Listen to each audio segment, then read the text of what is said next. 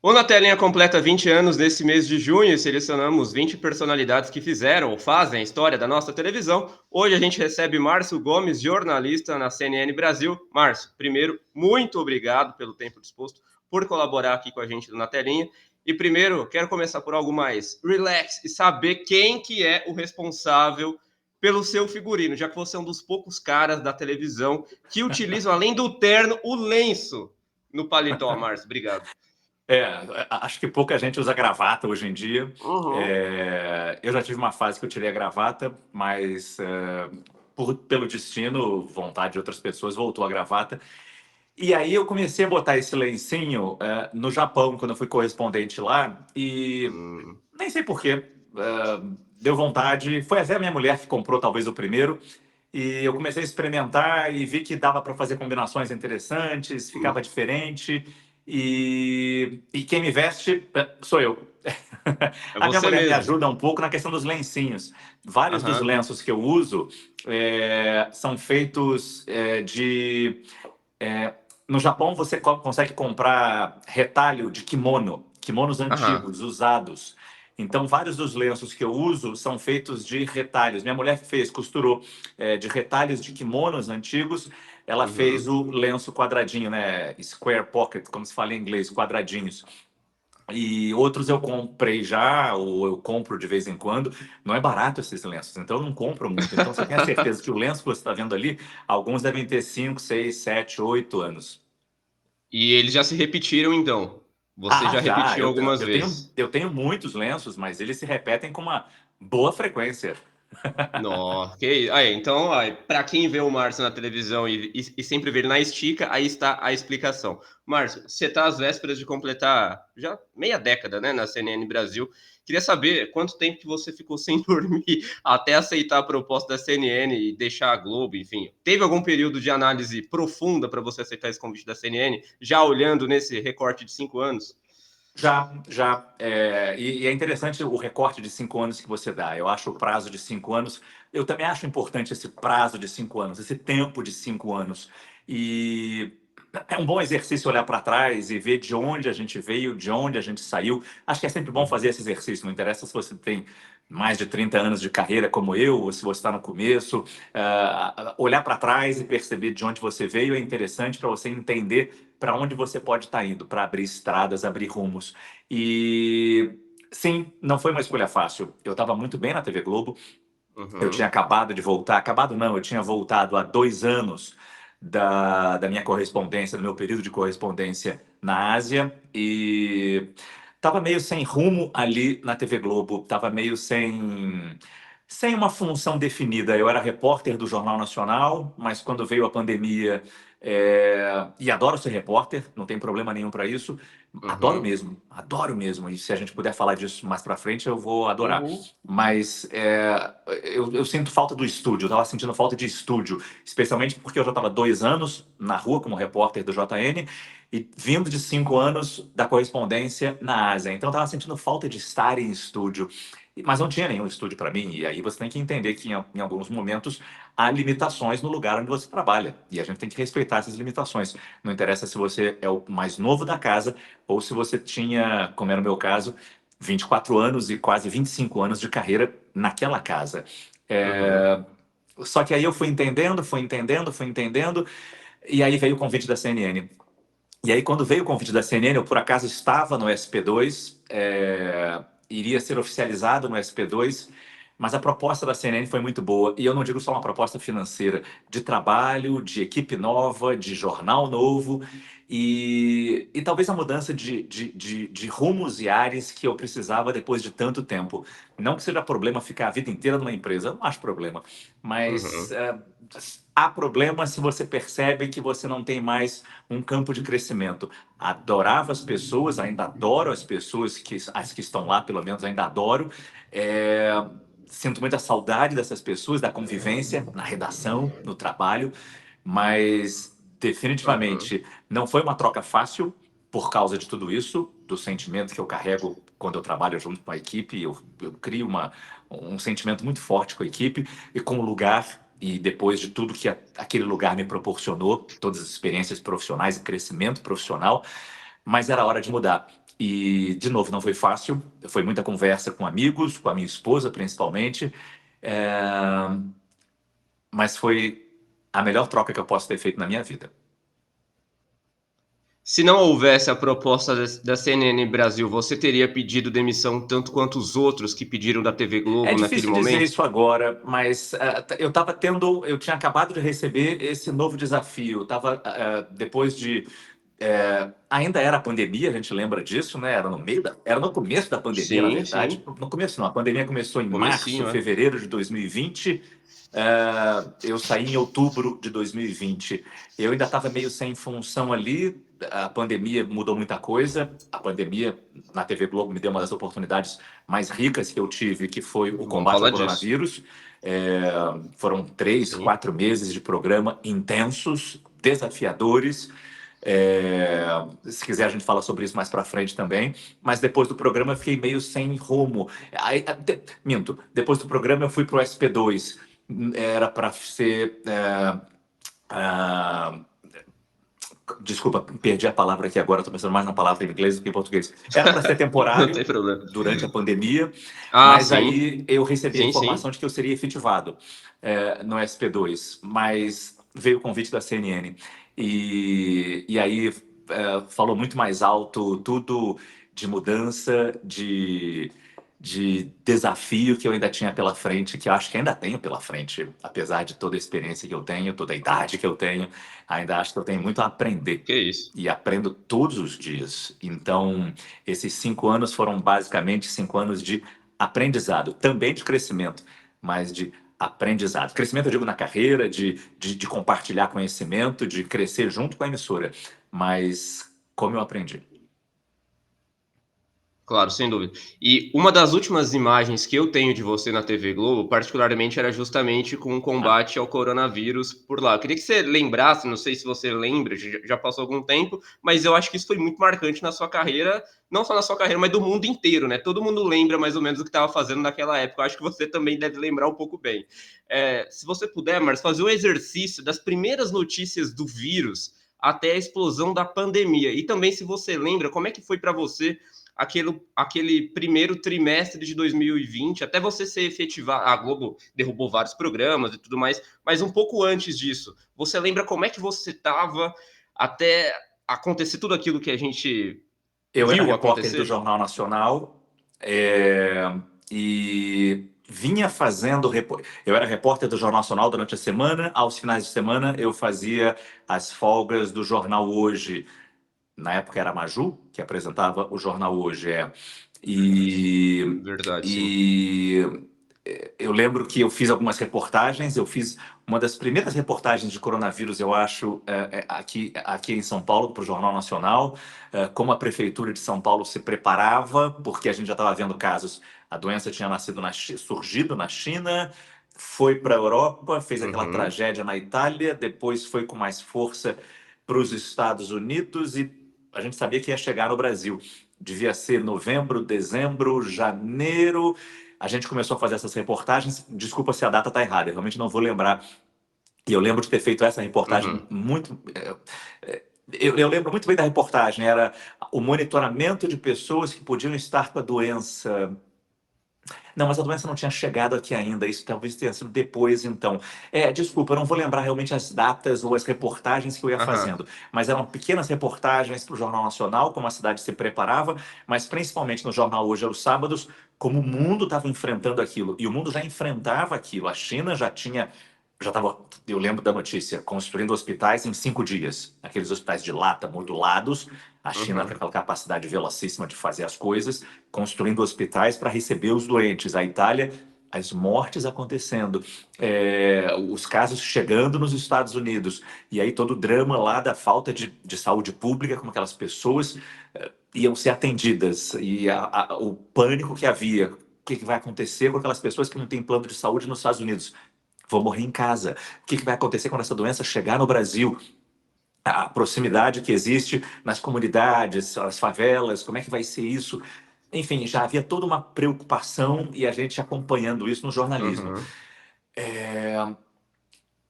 Aí eu não vou lembrar exatamente o que aconteceu. Eu lembro que eu estava em casa um dia e toco meu telefone e fala. já tinha a informação de que a Ana Maria Braga... Aí veio a pandemia. É, ali Sim, fevereiro, março, veio a pandemia e aí março, é. começaram as mudanças na programação e entre as pessoas mais velhas principalmente, indo para casa. Então, a querida Ana Maria Braga, a querida Fátima Bernardes, tiveram que ir para casa. Abriu um buraco na programação. E eu lembro que acho que foi uma sexta-feira. Sim, foi uma sexta-feira. Me ligaram e falando, foi ideia do Ali Camel, que era então diretor-geral de jornalismo, né? O Ali, Uhum. o jornalismo vai fazer esse programa e o Ali quer que você apresente. Você pode vir aqui na segunda-feira? Era no Rio. Então eu falei, posso, posso. É, Era um convite ou era uma intimação? Era um convite, mas nessas horas de pandemia, soa como uma intimação, né? Porque você está sendo chamado para Não guerra. é? Não tem outra expressão a usar. É Aham. batida, é barata, é clichê, mas é uma guerra naquela hora. E a nossa profissão estava Uhum. na linha de frente dessa guerra. Não tinha como ser diferente. Enquanto todo mundo foi para casa, eu fui para a rua. Todos os jornalistas foram para a rua, não tinha jeito. Uhum. Claro, os mais velhos, os que tinham problemas respiratórios, de coração, algum problema de saúde mais grave, esses ficaram resguardados, mas quem podia era convocado. E aí, sim, foi uma convocação. Eu acho que sim, intimação, como você usou. E aí, mas aí veio o fim de semana e falaram: não, não vai ser mais no Rio, vai ser em São Paulo. E aí, na segunda-feira, a gente se reuniu e aí pensou o nome do programa, como é que vai ser o programa. A equipe do programa puxou um editor do Jornal da Globo, um editor do Jornal Hoje, um editor do Bom Dia Brasil, uma pessoa da arte para fazer as ilustrações, mapas, gráficos, um produtor, sei lá de onde, e foi juntando. E aí formou-se uma equipe para um novo jornal, para um novo Uhum. programa. E eu tive a honra de apresentar esse programa. E essa reunião foi na segunda. Não é exagero, eu posso estar errado aqui, mas ou foi na terça ou foi na quarta que o programa estreou. E foi na terça ou na quarta, na estreia do programa, que o Brasil registrou a sua primeira morte por coronavírus. Ou seja, o programa estreou, e desculpa se eu não lembro a data, a primeira morte foi registrada. Quer dizer, Uhum. a primeira morte foi confirmada por coronavírus. A pessoa já tinha morrido e depois dos testes percebeu-se, aquela pessoa morreu de coronavírus. Naquele dia, houve a confirmação de que a primeira morte tinha sido registrada no Brasil por coronavírus, na estreia do nosso programa. Então, não é difícil perceber a importância Caramba. daquele programa, porque ninguém sabia nada. Nem eu sabia nada, os médicos Uhum. não sabiam nada. Não que os médicos não soubessem nada, os médicos foram um amor. Os médicos são a razão do sucesso daquele programa. Todos muito bons, muito falantes, infectologistas de primeira linha que a nossa produção ia achando. E desculpa se eu não vou lembrar o nome de ninguém, porque eu sou péssimo para nomes, já faz muito tempo, mas o programa foi um sucesso também por causa disso, porque eram pessoas muito dedicadas, não apenas os médicos, mas toda a equipe que se juntou a esse programa. E aí a nossa produção fazia entrevistas com esses médicos para ver se eles falavam bem, porque a gente precisava de pessoas que falassem bem, que tivessem informação, um Uhum. mínimo de informação sobre a pandemia, algo completamente inédito para as nossas vidas, para a nossa geração, pelo menos. Então, Sim. e todo esse esforço individual de cada um, unido, junto, num trabalho de equipe, fez aquele programa tão importante e que eu acho que entra para a história da TV brasileira. Eu acho que, sem dúvida nenhuma, ali, e não eu, por favor, não eu, mas aquele programa fez história na TV brasileira. Claro, sem dúvida. Eu tenho uma dúvida, Márcio, também, de se houve entre vocês, na criação do programa, de quanto o combate ao coronavírus duraria na grade de programação. Ele terminou em maio, mas ninguém sabia quando a pandemia, quanto Uhum. tempo ela duraria, se a gente teria vacina, se não teria, estava tudo muito embrionário, tudo muito no começo. Eu me lembro que eu falava, não, isso daí não é possível que vai chegar aqui no Brasil, isso aí é só isolar meia dúzia de pessoas e rapidamente o vírus se dissipa, mas acabou não Ah, acontecendo nada disso. Então, como é que vocês estipularam? O programa vai durar X semanas, ou vocês iam semanalmente avaliando Não a houve duração dele? nenhuma, não havia nenhuma previsão de quando ele ia terminar. A gente sabia que a gente tinha que Aham. preencher aquele espaço na programação, mas ao mesmo tempo a gente sabia que a gente tinha muita informação para passar, muita muita dúvida para tirar. Basicamente, o programa era o quê? Receber 2 médicos por dia e receber perguntas das pessoas de casa. Basicamente era isso. Claro, no meio tempo eu fazia perguntas também, no que eu estudava, no que eu assistia, no que eu apurava, nas Sim, sim. conversas com outros médicos. Mas basicamente era isso o programa. E nessa simplicidade, e por ser tão simples, talvez, é que ele fez tanto sucesso, porque as pessoas assistiam, ligavam a TV para tirar a dúvida naquele momento tão, de Sim. novo, inédito na vida de todas elas. Então não havia nenhuma previsão de quanto esse programa ia terminar. Você falou maio, eu juro que eu não lembrava quando ele terminou. Eu sabia que era 2, 3 meses, eu não lembrava mesmo, não lembrava. Mas a gente sempre sabia que ia ter uma hora que ia chegar um fim nele, Aham. porque as perguntas começaram a ficar repetidas, Ainda bem. todo mundo foi começando a ficar mais bem informado sobre a doença, a gente foi entendendo melhor, Uhum. mas eu lembro dos sustos que eu fui levando ali. Enfim, foram vários momentos marcantes para mim do programa. Um primeiro susto foi relacionado a isso que você fala. Quanto tempo ia durar para vir a cura, para vir um tratamento, para vir uma vacina? Eu lembro que quando começou-se a falar de vacina, eu lembro que eu perguntei para o médico: e aí, quanto tempo vai ter essa vacina? Em quanto tempo a gente vai ter essa vacina? Pode ter uns 2 ou 3 anos. Anos? Eu lembro do susto que eu levei quando ele falou 2 a 3 anos, porque eu tinha exatamente essa imagem. Assim como toda criança que na primeira semana ficou em casa e pensou, vai durar só uma semana. E quanto tempo as crianças ficaram É. em casa? E quanto tempo o isolamento continuou e foi pregado pelas autoridades de saúde, pelos especialistas? Quando eu tomei a informação de que uma vacina para ser desenvolvida levaria 2, 3 anos, foi um susto que eu levei na hora. Esse foi um dos momentos mais marcantes para mim, porque aí a gente vê a dificuldade que foi para como Uhum. a nossa ciência e os nossos cientistas, nossos especialistas, nossos médicos são valorosos nisso, porque eles salvaram vidas, não apenas nas recomendações que eles faziam, mas na busca por uma vacina que nos protegesse. E graças a Deus, por todo o avanço do homem, chegou rápido, veio até rápido demais, num trabalho também Veio inédito, mesmo. nunca tinha sido feito uma vacina tão rápida assim. E acho que logo no fim do ano, né, de 2020, 2021, já começava a Sim. vir a esperança da vacina. Claro, em pequenas quantidades ainda, em fase de testes muitas vezes, mas dando essa esperança. E enquanto isso, a gente ia ensinando as coisas básicas para as pessoas, como usar máscara. Eu tinha morado no Japão, então eu tinha uma noção do que as máscaras serviam e como os japoneses usavam máscara. Os japoneses usam máscara não para se Uhum. proteger, mas para proteger os outros. Quando eles estão com gripe, eles colocam máscara para andar de metrô, para ir para a rua, no mercado. Para a máscara segurar o vírus ali quando eles espirrarem, quando eles tossirem. A gente não tinha essa consciência, a gente não tinha esse espírito de cidadania, a gente nem sabia como usar uma máscara. E aí também foi uma É. coisa. E aí eu puxo um pouco para minha sardinha, foi um pouco de ousadia quando eu ensinei a fazer uma máscara de pano ali, porque já faltava máscara nas Uhum. farmácias, o governo o tempo todo falando: Eu não, não lembro. precisa usar máscara, não precisa usar máscara, senão vai faltar para todo mundo, não precisa usar máscara. De um dia para o outro, o governo falou: vamos usar máscara. Acabou a máscara. É claro que não tinha máscara para todo mundo no Brasil. A gente teve que trazer máscara do mundo inteiro. Uhum. Aliás, o mundo inteiro precisou produzir muita máscara. E aí eu ensinei a fazer uma máscara de pano. E aí aquilo foi.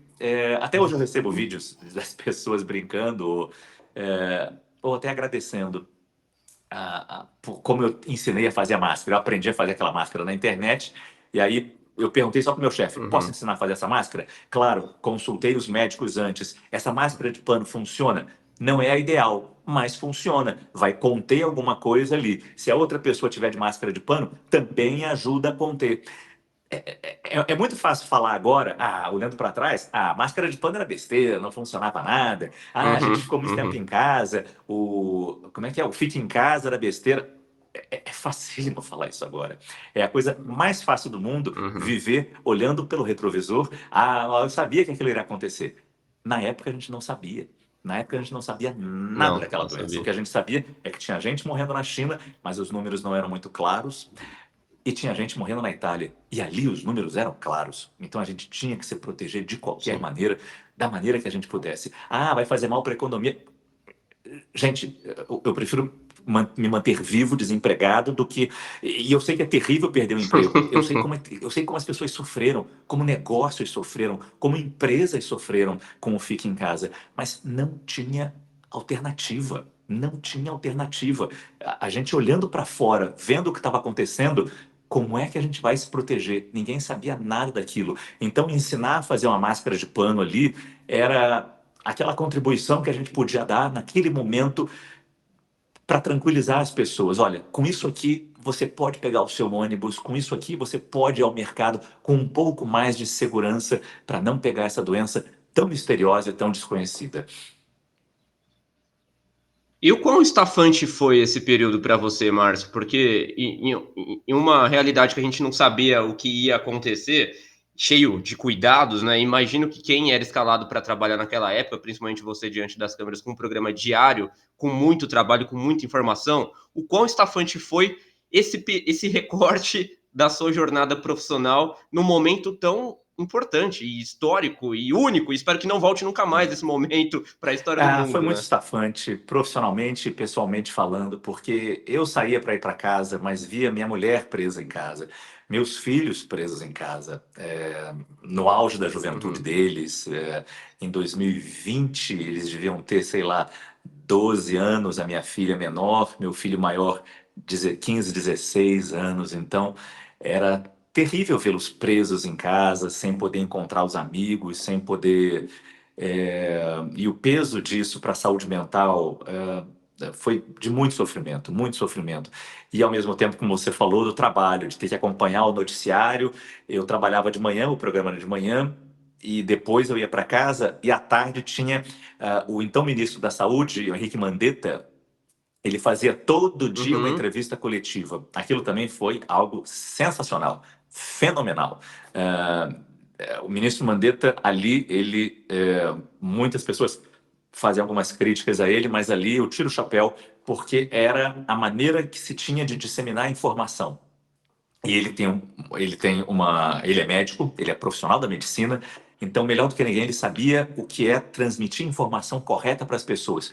Então todo dia ele fazia uma entrevista coletiva, ele e seus técnicos ali, é, alguns técnicos a gente passava a conhecer, né, porque eu ligava, conversava, ou por de Uhum. tanto assisti-los mesmo, e gostar deles, perceber o entrosamento que havia e a vontade que havia de agir ali. E essas entrevistas eram muito boas porque eram muito transparentes, muito sinceras, muito verdadeiras, e todas as recomendações de saúde eram importantes ali. Do isolamento social, o de usar máscara quando começou-se a usar máscara, é, é, Uhum. o, os remédios que muito se falava na época, não, esse remédio não funciona, não adianta nada, cuidado com esse aqui, o que evitar, o que pode ajudar. E eu tinha que assistir aquilo ali, porque a partir daquelas entrevistas coletivas, no dia seguinte, muitas das pautas que a gente trazia ao programa eram baseadas naquelas informações quentes ainda, recentes, e de novo, novas, inéditas para todo mundo que nunca tinha vivido uma pandemia.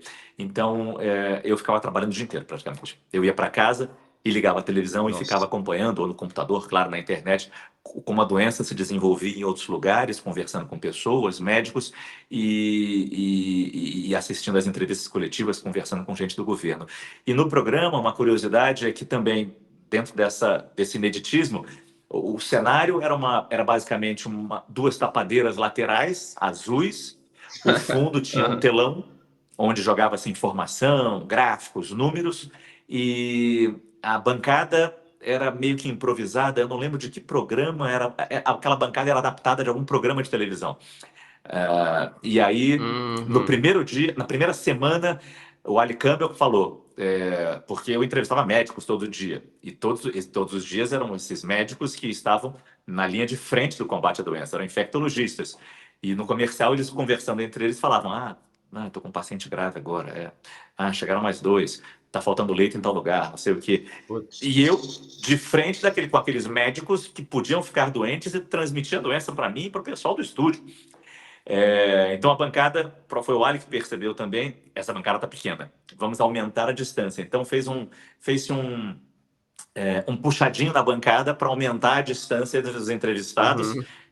e principalmente a minha distância em relação aos entrevistados, Uhum. aos dois médicos. Mas eu não fiquei doente, eu pelo menos eu nunca deu positivo meus testes de Covid-19. Se eu peguei foi assim, nunca tive a doença. Aham, um Milagre, milagre milagre. mesmo, porque eu não fiquei em casa nenhum dia e conversando diretamente com esses médicos que, de novo, estavam ali tratando de pessoas com a doença, muitas que faleceram. Então foi realmente um milagre não ter pego a doença, mas havia ainda mais esse risco de levar para minha casa, porque aí também no meio do caminho, a minha mulher teve essa ideia de levar a minha mãe e minha sogra, que moravam no Rio, para ficar com a gente aqui em São Paulo. E ficar em segurança com a gente. Então, imagina Aham. eu trabalhando sozinho, trabalhando na rua, com risco de levar a doença Nossa. para minha casa. Então, essa era uma tensão a mais nessa, nessa conta toda. Ô, Márcio, eu queria falar de outro período transformador na sua vida agora, positivo, imagino eu, que foi sua passagem Hum. pelo Japão como correspondente internacional da TV Globo. Eu tive um colega de quarto japonês, o intercâmbio que eu fiz, eu tive vários amigos japoneses, e para mim era um aprendizado diário. Para você, imagino que tenha sido algo parecido, mas vamos com calma, que eu primeiro quero saber como é que surgiu o convite da TV Globo para colocar você como correspondente no Japão. Você pensou em dizer não O antes de dizer convite sim? foi, eu já fazia, foi em 2011, eu já estava na TV Globo desde 96, faz as contas, já sempre apresentando jornais. Fui repórter no começo, não, minto, eu já entrei na Globo como apresentador da Globo News. E depois fui para a TV Globo fazer o Bom Dia Uhum. Rio.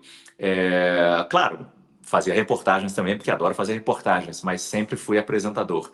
Então já estava há anos como apresentador e eu queria ter a experiência de correspondente internacional. Então um dia eu fui até o Ali Camil, que era o diretor na época, e falei, queria ter a experiência de ser correspondente. Ele tomou um susto, porque para algumas pessoas, não é nem errado pensar assim, a apresentação é algo importante, algo que você conquista depois de muito tempo de carreira. Eu até fui cedo para a apresentação e gostaram de mim, e fui ficando como estou até hoje. Mas eu queria ter a oportunidade de morar fora, eu queria ter a oportunidade, dar essa oportunidade para meus filhos de ter a vida, uma cabeça internacional, não ficar só no Brasil. Nunca poderia morar Sei. fora, por minha própria conta, eu tinha que ser como correspondente. E aí eu fui fazer esse pedido. Ele tomou um susto porque ele me via como apresentador e principalmente me via como todas as funções que eu fazia. Eu abriria a mão de tudo isso, as folgas no Jornal Nacional, a cobertura de eleições que eu sempre fiz, e adorava fazer. E adoro, porque até hoje faço na CNN também. Carnaval, apuração de escola de samba, apuração de eleição. Ou seja, eu tinha muitas funções ali que eu fazia, mas naquele momento eu estava como apresentador do RJ2. Eu já estava há uns 4, 5 anos como Uhum. apresentador do RJ2. Eu tinha ficado 10 anos no RJ1, alguns anos no Bom Dia Rio. Então era uma evolução naturalmente. Para onde essa evolução me levaria? Não sei. Mas tem uma hora que você, de novo, como a nossa conversa começou, da saída da Globo para a CNN, alguma coisa te fala, aqui já não está tão legal. Como é que posso mudar Uhum. isso? Sendo correspondente, tendo essa experiência, dando essa experiência para minha família. E fui falar com o Ali, ele tomou esse susto, mas falou, vamos pensar. Isso foi em 2011, mais ou menos. Um ano depois, ele me liga e fala, vem aqui na minha sala. Surgiu uma oportunidade para ser correspondente. Aí você logo pensa, Nova York ou Londres, porque são os lugares onde a Globo tem um escritório grande. Eu falo inglês, então, naturalmente, Aham. são esses lugares. Tóquio. Aí foi um susto enorme, porque como é que eu vou levar minha família? Não, não era sozinho. Se eu fosse sozinho, eu iria, Claro. mas eu não era sozinho. Eu tinha minha família. Como é que eu vou fazer para adaptá-los? Como é que vai ser essa vida deles lá? Eu nunca tinha ido ao Japão. E aí, não, tudo bem, não tem problema, pensa bem. E aí a Globo pagou uma passagem de, de experiência para ver o Japão, conversar com o Entendi. correspondente da época que ainda estava lá, Aham. que era o Roberto Kovalik, um amor de pessoa, que foi o primeiro correspondente da Globo no Japão, um super profissional que me ensinou muita coisa mesmo. E digo sem mentira, se eu tive tanto destaque na minha carreira como correspondente, foi porque eu tive ele como professor durante uma semana e meia. O quanto que ele me ajudou nessa uma semana e meia não está no gibi. Mas ele tinha que sair de lá do Japão. E aí precisavam de alguém, me escolheram. E fui eu e minha mulher, fomos eu e minha mulher para o Japão. Aham. E a gente gostou, a gente viu lá, acho que vai funcionar bem. O Kovalik ajudou muito a gente a mostrar as coisas, como seria a vida lá. A gente nem falou tanto de trabalho, a gente falou mais de vida. Porque nesse Aham. momento, como é que vai ser a adaptação da minha família nisso? De novo, eu me viro sozinho bem, mas Claro. mais 3 pessoas, minha mulher e 2 filhos. E aí, quando a gente voltou, a gente tinha certeza que seria lá. E aí fomos em julho de 2013 para lá e ficamos 5 anos no Japão. E foi o período que mudou não apenas a minha vida profissional, mas pessoal e a vida de toda a minha família. Meu filho está no Japão agora, ele mora no Japão, ele, ele faz música Aham. eletrônica, ele tem hoje 21 anos. Minha filha abriu a cabeça para o mundo, ela tinha 5 anos quando ela chegou, saiu com 10. É, e morar 5 anos ali, não apenas morar no exterior, mas morar no Japão abre a cabeça da gente, porque é muito diferente. Não apenas por ser do outro lado do planeta, ou Uhum. seja, é um outro planeta, é um outro mundo, completamente diferente, Uhum. culturalmente falando, comportamento das pessoas, mas também porque é uma experiência internacional, uma vivência que eu aconselho todo mundo a ter. Qualquer pessoa ter. Você não gosta do Brasil? Amo o Brasil. Adoro o Brasil. Mas é Uhum. importante para a gente viver bem, até para a gente entender melhor o Brasil, é importante a gente ter a experiência internacional, ver como as coisas funcionam em outros lugares, ver como a cabeça das pessoas pode ser diferente. A gente fica meio que olhando de fora, a gente nunca deixa de ser brasileiro, e aí a gente entende. Que Uhum. eu sabia que um dia eu ia voltar. O primeiro contrato era de 2 anos, mas gostaram, renovaram por mais 2 anos, e depois renovaram por mais um ano, porque depois viria a Olimpíada. E aí, tradicionalmente, a Globo manda um repórter de esporte para lá. Foi uma Uhum. pena, mas foi um querido colega também, muito gente boa. E eu acho que eu fui tão legal com ele quanto o Kovalik foi comigo, que foi o Carlos Gil, que me substituiu lá, que era do esporte, Aham. para cobrir as Olimpíadas de Tóquio. E os perrengues com o idioma, Márcio? Porque você fala inglês muito bem, mas os japoneses geralmente não falam tão bem o inglês assim, ou pelo Uhum. menos que eu saiba, não falava tão bem o inglês assim. Seus filhos conseguiram aprender japonês? Você não passava fome, pelo menos em japonês? Como que era essa questão do idioma mesmo? Porque você morava no Japão com uma língua completamente, um Aham. alfabeto completamente Não, diferente do nosso, né? estar do outro lado do mundo, estar em outro planeta, leva a isso também. É uma diferença de comportamento, uma diferença de país, de visão de mundo das pessoas, mas também de língua, de cultura. Eu tinha aula de japonês uma vez, 2 vezes por semana, mas eu não aprendi quase nada. Meus filhos, sim, estudavam nada. Meus filhos estudavam numa escola internacional que tinha japonês todo dia, então eles aprenderam muita coisa, eles lembram ainda de muita Aham. coisa. Minha mulher fazia aula também, então ela aprendeu um pouco mais também. E eu não aprendia porque na minha aula de japonês a professora ia lá em casa e, enfim, ela falava comigo em japonês, claro, a gente tentava se comunicar, quer dizer, a aula era em Sim, inglês, sim. claro, mas eu mais Uhum. perguntava coisas para ela do que queria realmente, eu queria entender o país. Então aquela minha professora, eu sempre esqueço.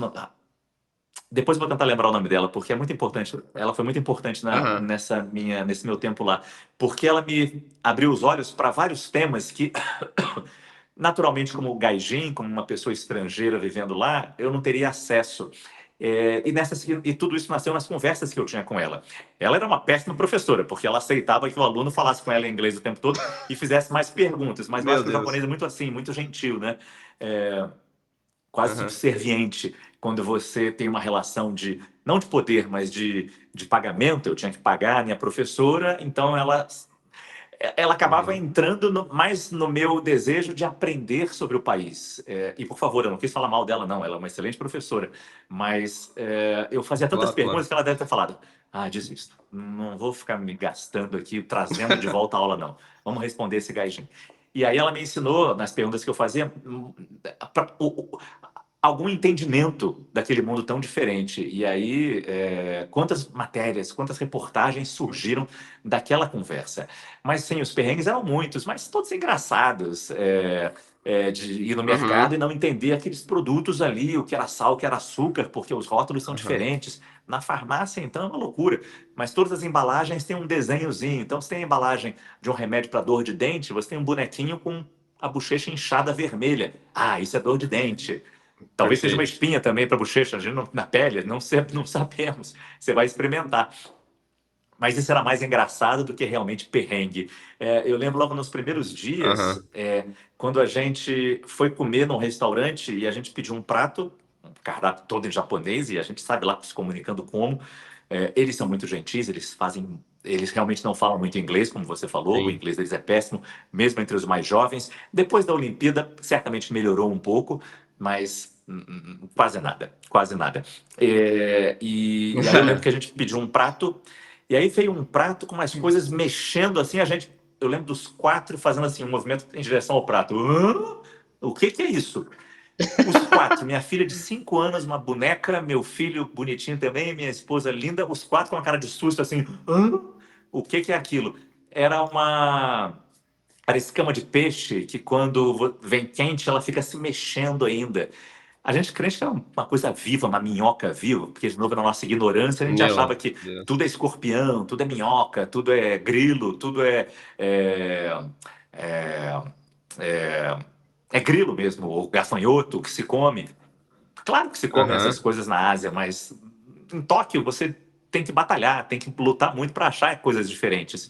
Mas às vezes os pratos normais Aham. deles têm essas coisas diferentes. Então tudo isso foi muito aprendizado para a gente. E quando eu fui para lá, eu tinha 43 anos. Você imagina uma pessoa com 43 anos ainda começando do zero, ou seja, aprendendo a viver num novo lugar. Uhum. O quanto que isso foi muito vibrante para mim. Muito cansativo também. A questão de trabalhar no Fuso é muito difícil, mas o quanto foi de incrível, o incrível aprendizado.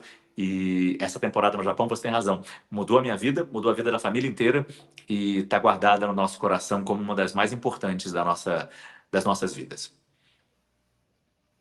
Eu ia te perguntar justamente isso agora, Márcio, a questão do fuso horário. Não é a questão de Nova York e Londres, que é um fuso horário mais Uhum. acessível para o brasileiro, né? Mas o Japão é justamente o contrário. É 12 horas de diferença, geralmente. Você tinha que trabalhar alinhado com o fuso do Brasil, alinhado com o fuso do Japão, ou alinhado com os dois ao mesmo tempo, e você mais ou menos se encontrando nessa bagunça, nesse Quase meio sempre era com termo. os dois, porque durante o dia eu produzia as matérias que eu tinha muita liberdade para sugerir matérias e, claro, o Jornal Nacional pedia matérias, Aham. o Fantástico pedia matérias, mas eu tinha muita liberdade.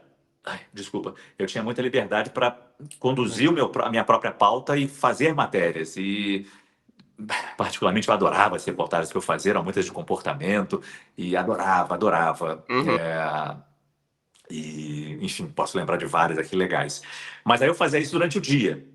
Aí quando chegava em casa à noite, tipo 6 horas, 7 horas, voltando da gravação, às vezes tocava meu telefone. Eu tinha um telefone direto conectado com a redação do Rio de Janeiro.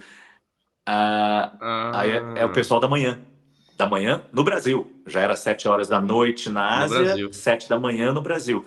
Eles estavam acordando e falavam: Perfeito. Márcio, na China está acontecendo um problema agora, não sei o quê, caiu um avião, ou então um tufão passou pela China, tem alguns mortos, por favor, faça uma matéria sobre isso. Uhum. Costuma ser assim também. Como correspondente, é importante você estar nos lugares onde a notícia acontece. Mas estando ali na Ásia, você cobre a Ásia como um todo, com a ajuda das agências internacionais. Se não era um assunto que demandava viajar para lá, era um tufão. Não sabemos o número de mortos ainda. Então, por enquanto, desculpa falar assim, parece uma coisa fria, mas apenas 3 mortos. 3 mortos é uma coisa terrível já, mas comparado com outras tragédias, é Claro, um número claro. pequeno ainda de mortes. Então não vale a pena você viajar para lá para fazer esse desastre natural, porque você pode estar perdendo outras coisas na sua base. Então eu fazia com a ajuda das agências internacionais. Só que fazia isso que horas? A partir das 7 horas da noite no meu horário.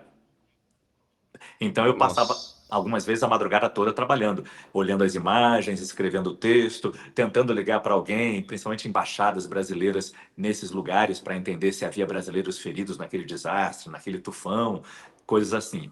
Então tinha vezes Uhum. que eu começava a trabalhar, sei lá, às 10 da manhã, na rua, já em Tóquio, para gravar, chegava em casa às 6 da tarde e tinha que continuar trabalhando, mas agora na outra manhã, na manhã do Brasil. Nossa. E teve alguma época que era simplesmente não tinha nada de acontecendo de interessante e você era pouco acionado? Teve esse momento de, vamos dizer, de ócio, de hiato, se é que a Não, gente pode ócio eu chamar nunca tinha assim? porque eu estava sempre procurando matérias. Eu estava sempre procurando, agitando Aham. e pautando meu produtor. Eu trabalhava lá como cinegrafista, Luciano Tsuda. um super profissional, excelente colega, brasileiro, mas descendente de japoneses, já mora lá há muito tempo, e um produtor, que era também meu tradutor, que era o Kunihiro Otsuka. Ele era japonês, mas falava um português perfeito. Então eu estava sempre pautando o Kunihiro, para fazer as minhas reportagens. Então eu falava, Kuni, eu quero fazer essa reportagem aqui, como é que limpa o trem-bala? Eu quero fazer essa reportagem aqui, como é que as escolas japonesas, como é que os alunos limpam a sala de aula? Kuni, eu quero ir nas empresas japonesas, ver como é que é o esquema de trabalho dentro de uma empresa japonesa. E eu ia passando essas matérias para eles, para ele. E aí, não é sempre, Uhum. eu passo numa segunda-feira, não é na terça-feira que eu vou gravar, ele tem que ligar, ele tem que fazer a produção. Eu até, Claro. no meu parco japonês, ou nos contatos que eu tinha que eu podia fazer em inglês, eu ajudava ele nessa produção, mas basicamente a produção era dele, de conseguir fazer aquela reportagem, de ligar para a empresa de trem-bala, oi, eu sou da TV brasileira, queremos fazer uma reportagem aí, eu não tenho japonês para fazer isso, para falar isso. Sim. Queremos fazer uma reportagem sobre a limpeza do trem-bala. Foi uma das reportagens mais incríveis que eu fiz lá no Japão. Quem puder botar aí, você vai ver trem-bala, limpeza, Márcio Gomes, você vai Uhum. ter. No YouTube tem, no Google tem. É super legal a reportagem.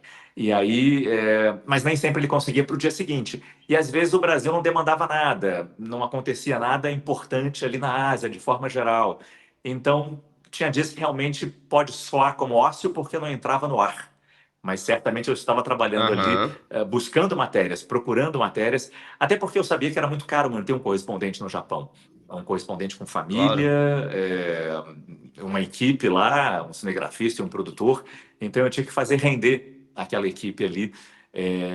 Não porque sou bonzinho, mas porque tenho a consciência de que jornalismo é uma coisa cara. Mas principalmente, jornalismo é uma coisa importante. E daí a minha vontade de Uhum. estar sempre trabalhando ali, empolgado que estava, principalmente, de contar tanta história. Qual era o tamanho da sua autonomia, Márcio? Teve alguma matéria muito interessante como essa do trem-bala que você narrou aqui pra gente, mas que você, por alguma razão, não conseguiu colocar no ar, ou ela não foi aprovada, mas que você sentiu muito porque, na sua visão, era muito interessante? Não, às vezes, só na questão comportamental, mas na questão da É, curiosidade mesmo. é, é, a minha mulher que fala isso, a gente tinha muito esse papel de não ensinar as coisas do Brasil. Não tem país mais importante. O Japão está mais evoluído que o Brasil. Não é isso. É que são países completamente diferentes. Então, muita coisa que se faz no Japão Uhum. acaba servindo de lição ou inspiração para o Brasil. E eu até hoje recebo mensagens de reportagens que eu fiz de como inspiraram pessoas aqui. Tem uma empresa de trem aqui no Brasil, a MRS Logística, e não é propaganda, não. Mas eles se basearam numa reportagem que eu fiz para mudar todo o esquema de segurança nas linhas férreas deles, introduzindo uma coisa que eu mostrei Olha. nas minhas reportagens lá, que era um sistema de apontar e falar. O japonês nas linhas férreas, no metrô e em várias outras funções, ele antes de fazer uma função no seu trabalho, ele aponta e fala. Então aqui, por exemplo, câmera ligada, gravação começando, porta fechada, luz ligada. Ok. Ele faz isso para memorizar que ele já fez todo aquele checklist de segurança. Então, na empresa férrea, ele faz Aham. sinal verde, manivela para frente, trem para frente, portas fechadas, trilhos limpos. Vamos partir, gol. A MRS Logística aqui no Brasil viu aquela reportagem no Jornal Nacional e passou a usar nos seus sistemas de treinamento, nos seus sistemas de linha férrea, desculpa que eu não sei falar como eles usam isso, e reduziu o número de acidentes e funcionou muito bem para eles. Várias empresas japonesas também usam esse sistema aqui, empresas brasileiras, japonesas aqui no Brasil usam esse sistema também. Então eu achei interessante mostrar. Então as reportagens que eu fui fazendo, como eles tratam com o lixo também. Aqui no Brasil até hoje a gente tem lixão espalhado por aí, apesar da lei falar que não pode lixão. Pois bem, no Japão, um país pequeno, não tem É. lixão. Como é que eles fazem com lixo doméstico, lixo industrial? Eu fui Uhum. mostrar um lugar que cuida do lixo. Essa matéria, essa então, até hoje eu recebo views da matéria, comentários da matéria. Uhum. Até hoje. Enfim, então eu tinha essa autonomia para pautar meus assuntos. Claro, nem todas as pautas eram compradas. Por exemplo, eu quis fazer uma pauta uma vez de um soldado na Segunda Guerra Mundial, japonês. Ele ficou numa ilha ali no Pacífico e ele foi ficando sozinho na ilha, sozinho. E ele ficou tão sozinho que ele não sabia que a guerra tinha acabado. Ele ficou durante mais uns 2, 3 anos lutando Caramba. sozinho.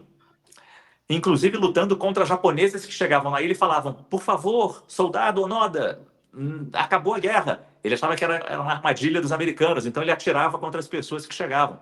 Esse soldado, por acaso, Caramba. japonês, ele foi morar no Brasil, ele virou fazendeiro aqui no Brasil e depois ele voltou para o Japão já velhinho. Eu queria fazer uma reportagem com ele.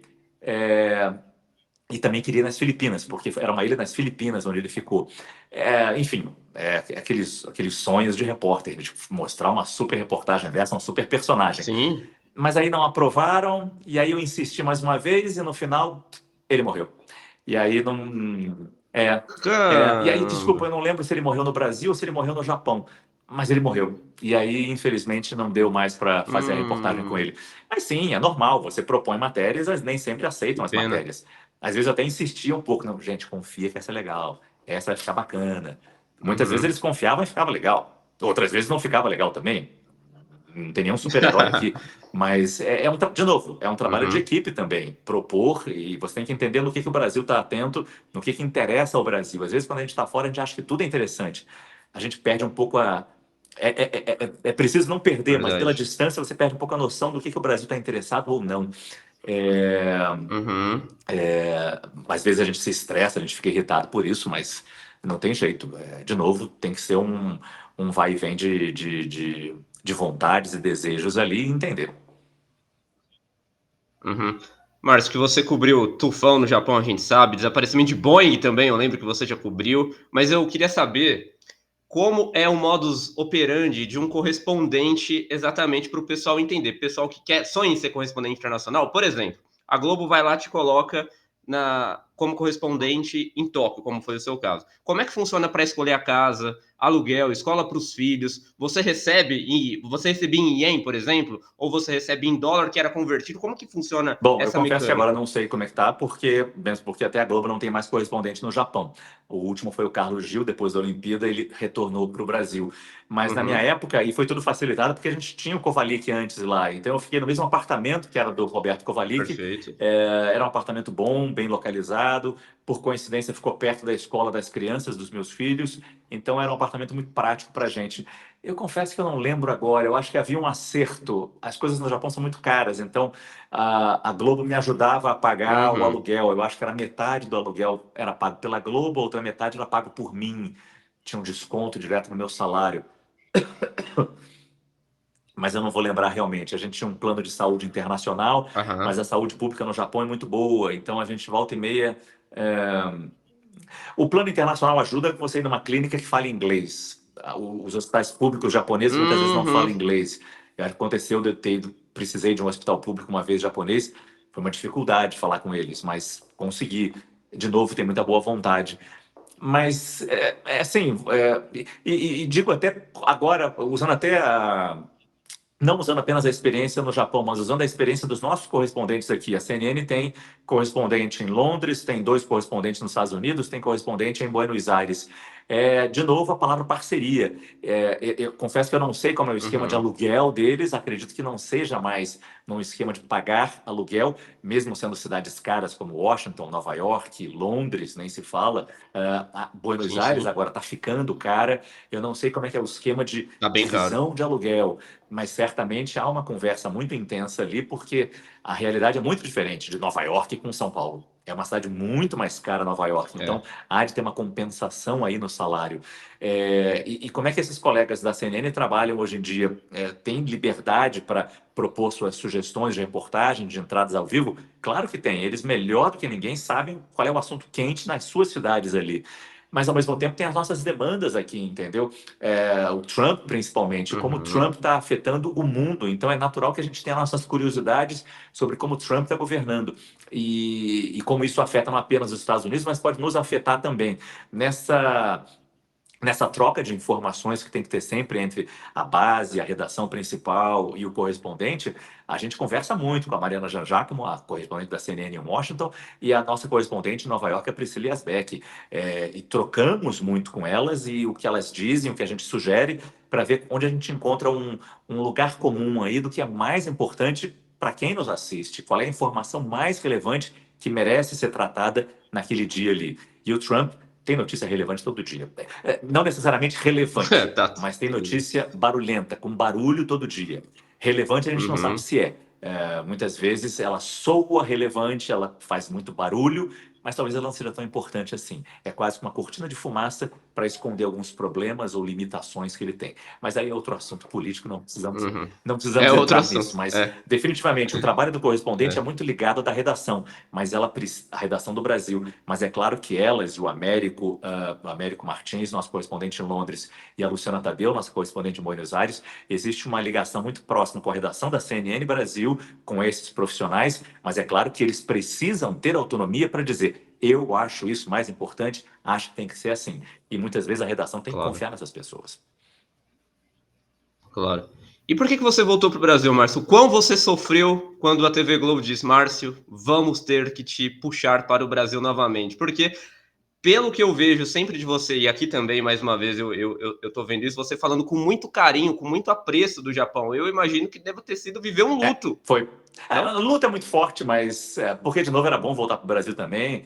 Minha mãe estava aqui, minha sogra estava aqui, minha família estava aqui. É, é, acho que era importante para as crianças também terem uma noção de Brasil. Minha filha, principalmente, que saiu com 5 anos, Uhum. mal lembrava do Brasil. A gente veio só uma vez para cá de novo, nas férias, porque a gente viajou muito Nossa. por lá para aproveitar, para conhecer outros Aham, países por lá, pela Ásia. Então a gente veio poucas vezes, uma aham. vez apenas para cá. Mas é claro que a gente queria ficar. É claro que a gente preferia ter ficado. Até para completar, talvez, o ano escolar, meu filho até conseguiu completar. Ele saiu de lá com 15 anos, foi o fim do ensino fundamental. Depois vem o ensino médio. Eu confesso que me perco um pouco nessas coisas. É, Ensino então ele médio fez o depois. ensino médio aqui no Brasil. A minha filha, ela voltou com 10 anos. Ela se alfabetizou em inglês numa escola internacional no Japão. Então, aqui era retomar o português quando ela voltou com 10 anos de idade. A gente falava em português em casa, é claro, mas Nossa, é outra coisa ter a escola, uma professora em português. claro. E aí era importante Sim. voltar a ter isso. Então, no final das contas, sempre foi sofrimento voltar, mas também foi bom. E voltei porque não tinha mais como ficar. Como eu falei, até então, antes da pandemia, havia todo um rodízio de correspondentes, né? O próprio Kovalik, eu acho que ele ficou menos de 5 anos no Japão. Então, o meu primeiro contrato era de 2 anos. Vamos ver se dá certo. Deu certo, renovou por mais 2. Uhum. E daqui a pouco é a pandemia. É a pandemia, ó, é a Olimpíada. Mais um, porque o esporte tem que ir. Quando falaram que eu tinha que voltar, eu tentei ir para outras praças, ou Londres ou Nova York.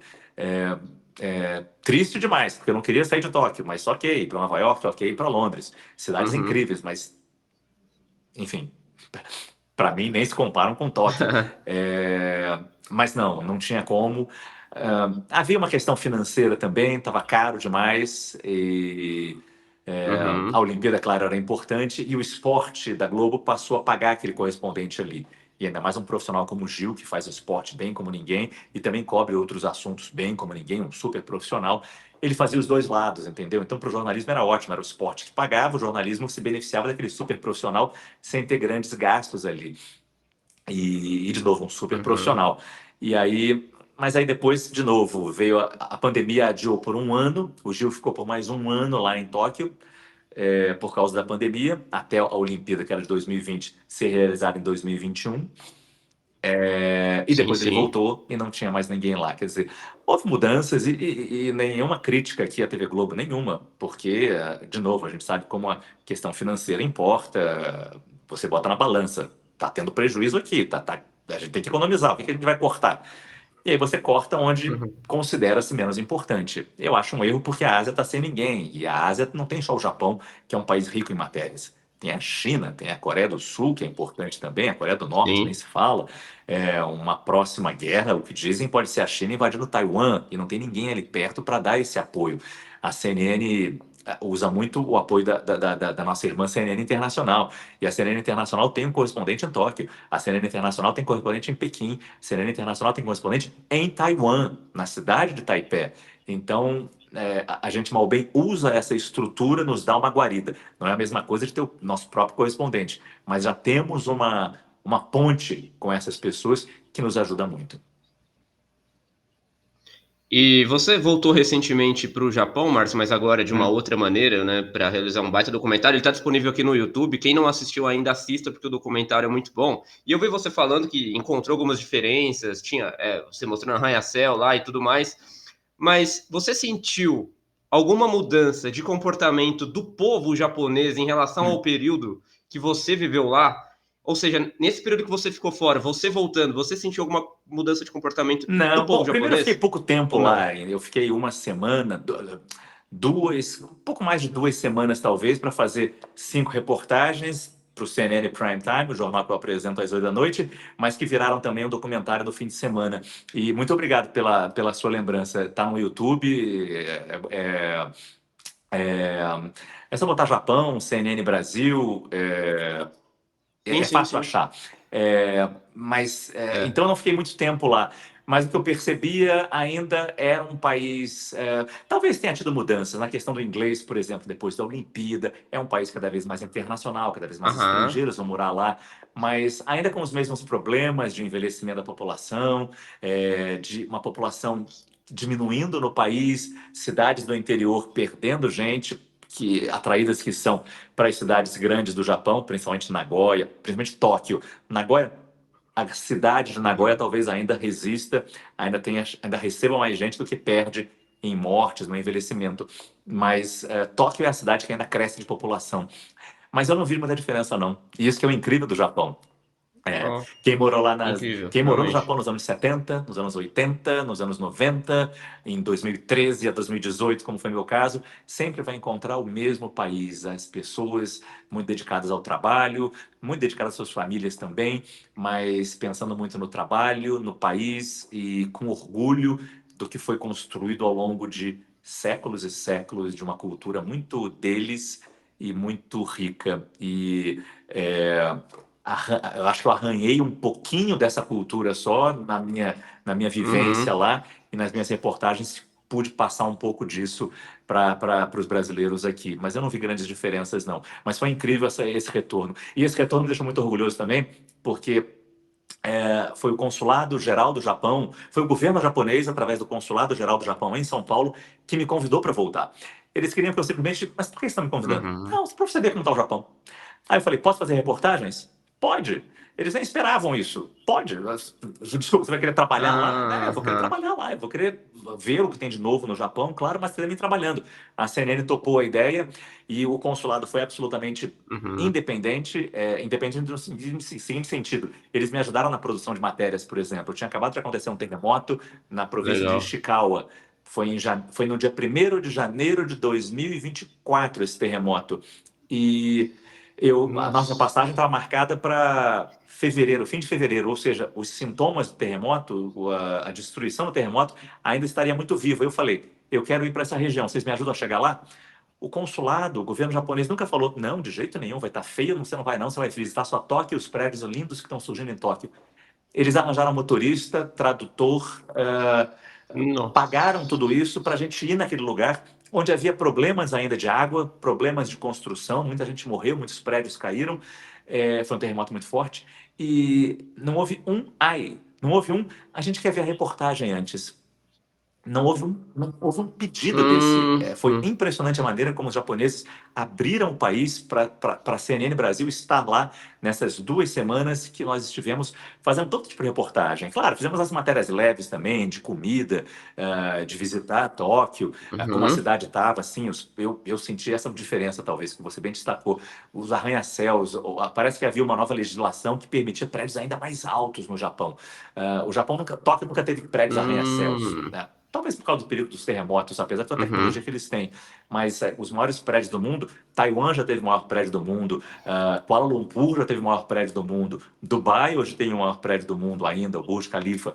Tóquio nunca teve os maiores prédios do mundo. Agora que começa a ter altas torres, e realmente altas, foi uma mudança na legislação. Uhum. Então, essa foi uma diferença que eu vi. Mas o consulado japonês, o governo japonês, não fez uma objeção a nenhuma das pautas que eu propus. Nenhuma. Me ajudaram em todas. E a CNN comprou essa ideia, a quem eu sou muito agradecido também. Então, foi um ganha-ganha para os Uhum. dois lados. A gente trouxe um material muito interessante, muito rico do Japão de hoje. E foi ótimo para a Sim. CNN, foi maravilhoso para mim, porque revi meu filho que estava lá já. E foi ótimo encontrá-lo de novo. Aham. Não. E foi ótimo rever a cidade, rever o país. E, Márcio, para quem está planejando uma viagem para o Japão, qual é a cidade mais bonita que você viu lá no Japão? Porque tem algumas fotografias que eu já vi É, fantásticas ali. Você tem alguma Eu dica? gosto. Qual é a mais bonita que Eu você acho que uma viu? visita ao Pessoalmente, claro. Japão. Kyoto é lindo por causa dos templos, são palácios maravilhosos, é muito diferente. Mas Tóquio é muito diferente também. Eu não acho a cidade de Tóquio muito bonita. Uhum. Os prédios não são muito bonitos, até por causa da tecnologia que precisam ter. Eles têm uma resistência contra o tremor, então alguns prédios mais antigos precisam ter toda uma armadura para protegê-los. Então eu não acho a cidade muito bonita.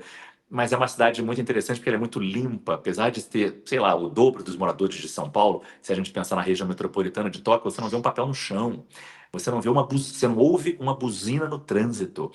É outro mundo, então você tem que ir a Tóquio também. Mas a cidade que eu mais gosto do Japão e que eu acho que todo mundo tem que ir é Hiroshima.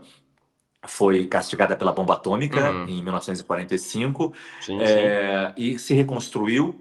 É uma cidade linda, verde, mas guarda as memórias daquele dia, 6 de agosto de 1945, quando a bomba nuclear explodiu por lá. É, e ainda tem as memórias, as marcas daquele dia. O Museu da Bomba é uma pancada que você leva ao visitar. É muito forte, mas é preciso conhecer. Mas é uma cidade muito bonita, é uma cidade muito alegre. A comida que tem lá eu acho a mais gostosa de todas do Japão, que é o okonomiyaki, como se fosse uma panqueca Ah, é? japonesa. E a história é boa também, porque na época depois da bomba, os americanos eles não tinham o que comer, tudo foi destruído. Então, os americanos davam farinha para os moradores de Hiroshima, e com aquela farinha eles misturavam com o que eles tinham ali, é, verduras, legumes, algum macarrão, e faziam uma panqueca. Uhum. Mais ou menos o okonomiyaki é isso, num resumo bem livre que eu me permito fazer aqui. Entendi. É uma delícia o prato. E com toda essa história, eu acho que ganha ainda mais significado. Eu adorei. No Japão, cada cidade tem meio que o seu prato típico, assim. Hiroshima, o prato típico é o Igual o Brasil. okonomiyaki. Tem okonomiyaki em outros lugares, mas o de Hiroshima é o melhor. Ó, tá aí, ó. E fazendo o exercício hoje, Márcio, se você tivesse que escolher um lugar para ser correspondente, não vale Hum. o Japão, hein? Qual país você escolheria? Talvez que você tenha curiosidade de viver a cultura, de conhecer as pessoas, de estar mais Ah, entrosado ali. Uma curiosidade eu aguçada gostaria muito de sua. morar um pouco em Londres. São duas cidades que eu gostaria de morar, até para entender como elas funcionam. Londres eu conheço bem, eu conheci Ah, muito bem Londres. Eu tinha ido a Londres antes como turista, mas trabalhei durante mais de 2 semanas em Londres pela CNN quando a Rainha Elizabeth morreu, em 2022. Eu fui mandado para uhum. lá no dia da morte da rainha. Cheguei no dia seguinte, já ancorando o CNN Prime Time ao vivo das ruas de Londres. Foi incrível a experiência e foi incrível conhecer melhor a cidade. Nessas 2 semanas, a gente ficou acompanhando todos os preparativos para os funerais da rainha e vendo como a população reagia à morte da monarca, e que durante todos Uhum. os anos foi rainha. Pra... É, Ai, desculpa. Para muitos ingleses, ela foi imagino. a única rainha que eles conheceram. Para muitas gerações de ingleses, já que ela entrou no trono aos Claro. 16 e morreu com 80 e não lembro quantos. Mas então foi um símbolo que se foi. Por isso que foi tão importante a CNN Brasil ter me mandado para lá. E eu fiquei muito feliz com essa oportunidade de entender aquele momento histórico para a Grã-Bretanha, para Londres. E foi incrível estar lá e eu Uhum. queria voltar lá para morar lá, para entender um pouco mais a cidade. Entendi muito naquele momento, mas eu gostaria de voltar para morar lá. E outra cidade que eu gostaria de voltar muito seria Los Angeles. Eu gosto da Califórnia, eu amo a Califórnia, Hum, já estive em várias cidades da Califórnia a passeio, é, acho que nunca a trabalho, mas morar em Los Angeles eu acho que eu ia gostar, ainda mais que as Olimpíadas estão chegando também. Ver como a cidade se prepara, é uma cidade uhum. desafiadora, muito espraiada, muito espalhada, e diferentemente, por exemplo, de Paris, é uma cidade, claro, grande também, mas bem menor que Los Angeles.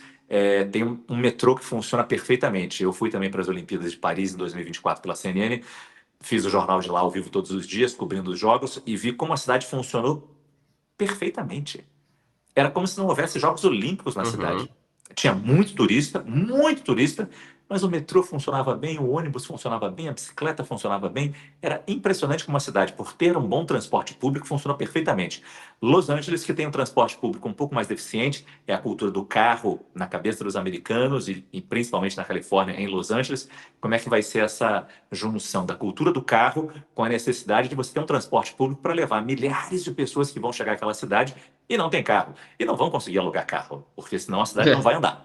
A cidade já não anda. Com as pessoas alugando carro, não vão andar mais ainda. Então, por isso que os organizadores falam: aqui ninguém vai chegar de carro nas venues, nos estádios, nos ginásios. Como é que vai chegar então? É o que eles têm ainda mais alguns anos para dizer. Pois é. Mas por enquanto você mora em São Paulo. Você gosta de morar em São Paulo, Márcio? Eu sou carioca, então eu sinto muita saudade do Rio, sinto muita saudade Pois é. da praia, do sol, da vegetação, da natureza. Eu sinto muita, muita saudade de fazer trilha, Imagino. de ir na praia, mergulhar. Ah, tô cansado, vou mergulhar. Aí você vai e volta. No Rio é assim. Em São Paulo, quero mergulhar. 2 horas de carro, você mergulha lá em Santos, na Baixada e volta. Pois é, não. Não é assim, É, não é a mesma coisa. Então, é. eu sinto muita saudade do Rio. Mas aprendi a gostar de São Paulo. E, de novo, as pessoas de São Paulo nos recebem tão bem. Não tem rivalidade, não tem. Nunca teve. Nunca me senti. Nunca, me sinto um pouco um turista aqui, às vezes conhecendo pontos diferentes da cidade. É. Mas gosto tanto da cidade, gosto tanto das pessoas que sinto a curiosidade de estar em lugares diferentes para viver um pouco daquilo que eu vivi quando morei fora e estava descobrindo lugares diferentes, em cidades lugares diferentes, em cidades diferentes por onde eu passei. Em São Paulo, às vezes, eu sinto esse ar de novidade. Isso me encanta muito. E você hoje apresentando o CNN Prime, assim, é um programa diário, enfim, mas tem algum projeto da CNN para com você sendo desenvolvido, ou que está prometido, ou que vai estrear em algum momento, Sempre, diferente? sempre tem novidades para mim e para todos na CNN. E eu digo para todos, para o público e para quem trabalha na Claro. CNN. Enfim, eu apresento o CNN Prime Time todo dia às 8 da noite, mas isso não impede que eu faça reportagens especiais, que eu viaje quando preciso Uhum. estar no local onde a notícia acontece. Parece chavão, e muito jornalista fala isso, mas é meio que chavão para muitos deles.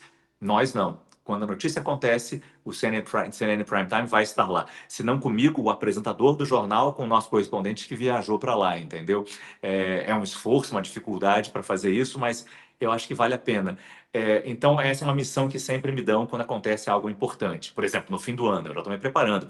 Eu sei que eu vou para Belém cobrir a COP30. A CNN vai montar uma equipe boa para ir para lá. Eu Uhum. serei uma das pessoas dessa equipe, um dos integrantes dessa equipe. Já estou me preparando para isso. Um programa que nós teremos 2 temporadas este ano é o CNN Sustentabilidade. Já gravamos a primeira temporada, a próxima temporada vai ao ar mais próximo da COP30. Então, são missões diferentes também que eu tenho, além do CNN Prime Time. Mas sempre tem a época da eleição, alguma cobertura especial, mesmo sendo aqui no Brasil, que eu tenho que fazer ou me dedicar um pouco mais. Sempre tem algo especial. Tem alguma coisa diferente pintando? Talvez até tenha, mas é claro que eu não posso falar, né? Claro que não pode falar, não pode entregar tudo assim também de bandeja, né? Calma Não, também, não né? dá. O que eu já entreguei é que vai ter uma segunda temporada do CNN de Sustentabilidade, por exemplo. Verdade. Mas sempre tem coisas novas. A CNN é interessante por isso também.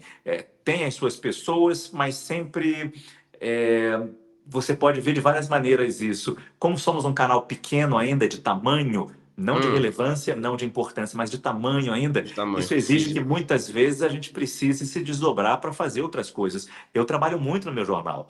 Uhum. Eu reviso páginas, eu tenho uma editora-chefe extremamente competente, que é a Natália Boscolo, tenho um editor executivo também, tenho 2 editores espetaculares no nosso jornal, tenho toda uma redação que trabalha também para o CNN Prime Time, mas eu tenho que botar a mão na massa também ali, para acompanhar o que o jornal está fazendo, sugerir coisas, isso exige muita coisa também do profissional. E estou reclamando? Não, estou adorando. Me canso muito mais? Certamente me canso muito mais, mas isso me dá ao mesmo tempo, me dá uma energia muito grande também para compartilhar. Primeiro, tanto conhecimento que eu tenho tanta experiência que eu tenho nesses 30 anos de carreira, mais de 30 anos de carreira, mas também, de novo, para aprender e colaborar com o crescimento da emissora, que eu acho que está. Completamos esses 5 anos chegando numa maturidade, no mês de Sim. março agora, com uma maturidade que nos permite ver sempre pensando nas dificuldades, não apenas do mercado jornalístico, mas no país como um todo, ou do globo como um todo, como a gente está vendo agora, sabendo que não é fácil, mas ainda é uma missão muito grande. E a CNN nos dá as ferramentas e é uma vitrine excepcional para a gente cumprir essa nossa missão. Mas você como profissional, Márcio, você sente falta de estar um pouco mais na rua? Porque a gente falou muito do seu ofício de repórter no começo da conversa, e Uhum. ficou muito claro de que você tem uma paixão muito grande por estar na rua, por estar contando histórias propriamente, né? Você sente eu sei que você faz reportagens e tudo mais, mas se dedicar exclusivamente ao ofício de repórter para você, profissionalmente falando, seria mais, realizador? Vamos colocar assim? Entendi. Não, acho que não. Eu gosto muito do estúdio também. Eu gosto de ser o último elo de uma grande Entendi. corrente que nasceu lá na reportagem, ou antes da reportagem, na produção da reportagem, em quem teve a ideia daquela reportagem, todo o processo de produção, de fazer a reportagem, da edição, até chegar na apresentação. Eu gosto de participar de todas essas etapas, é, meio que supervisionando não é a palavra, mas olhando do alto assim como está sendo construído tudo isso para chegar na minha hora fazer a minha parte bem também. Eu adoro reportagem e de vez em quando eu faço algumas. Agora até tenho feito poucas até, tenho até que voltar para ir para a rua mesmo. Mas é porque assumi outras funções. O Sim, CNN sim. de sustentabilidade, por exemplo, me toma muito tempo de estudar. Eu preciso estudar. Eu estudo. Uhum. Eu estudo. Eu vou para a COP30 em novembro. Eu já estou estudando. Já estou conversando com pessoas. Já estou entendendo o que vai ser tratado, o que precisa ser discutido, o que precisa ser perguntado lá. Eu estudo muito. É, ninguém é gênio. Eu, principalmente, não sou nem um pouco gênio. Mas eu preciso estudar para entender o que está acontecendo. E a COP30 é só um exemplo. Se o Trump decide que vai fazer tal medida, eu preciso entender aquela medida, eu preciso sentar com o meu analista de economia para entender se for uma medida econômica, se for uma questão migratória, conversar com alguém que entenda de migração. Eu preciso fazer esse dever de casa para poder reportar, para poder transmitir, fazer uma entrevista, conversar com o meu analista ou simplesmente fazer uma reportagem, se for o caso. Então eu estudo muito, então eu estou tendo menos tempo de ir para a rua fazer reportagens. Mas não, eu gosto da complementariedade que existe entre o repórter na rua e o apresentador.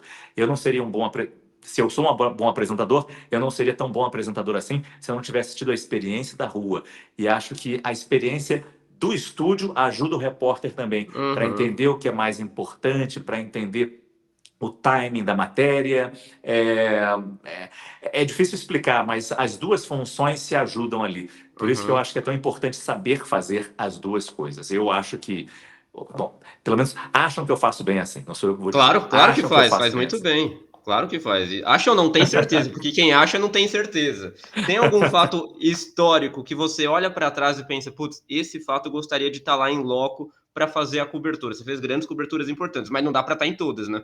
Então, Não, não dá para te infelizmente. não dá para estar em todas.